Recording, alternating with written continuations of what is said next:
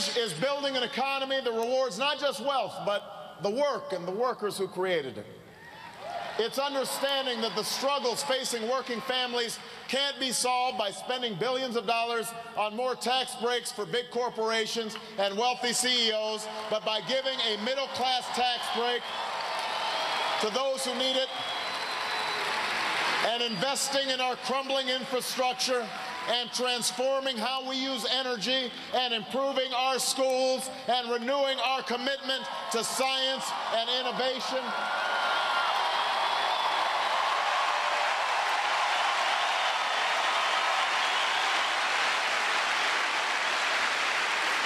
It's understanding that fiscal responsibility and shared prosperity can go hand in hand, as they did when Bill Clinton was president.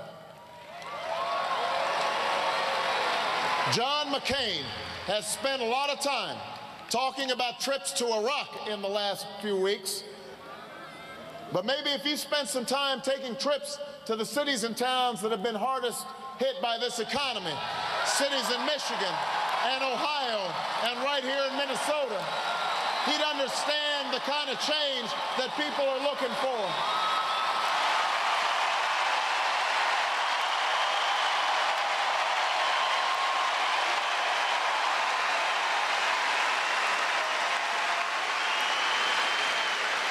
Maybe if he went to Iowa and met the student who works the night shift after a full day of class and still can't pay the medical bills for a sister who's ill, he'd understand she can't afford 4 more years of a health care plan that only takes care of the healthy and the wealthy. She needs us to pass health care right now, a plan that guarantees insurance to every American who wants it and brings down premiums for every family who needs it. That's the change we need, Minnesota.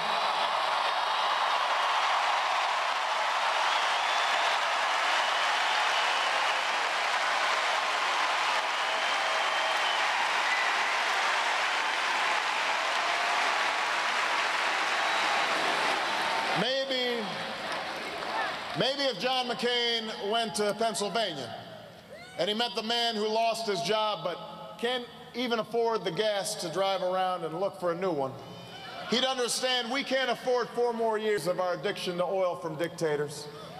That man needs us to pass an energy policy that works with automakers to raise fuel standards and makes corporations pay for their pollution and oil companies invest their record profits in a clean energy future.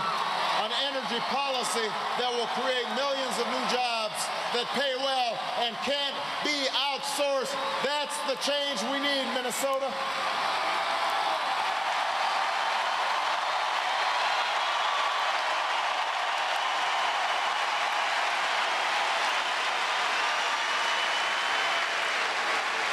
And maybe if John McCain spent some time in the schools of South Carolina or St. Paul, Minnesota, or where he spoke tonight in New Orleans, Louisiana, he'd understand that we can't afford to leave the money behind for No Child Left Behind, that we owe it to our children to invest in early childhood education and recruit an army of new teachers and give them better pay and more support, and finally decide that in this global economy, the chance to get a college education should not be a privilege for the few, but a birthright of every American. That's the change we need in America. That's why I'm running for President of the United States.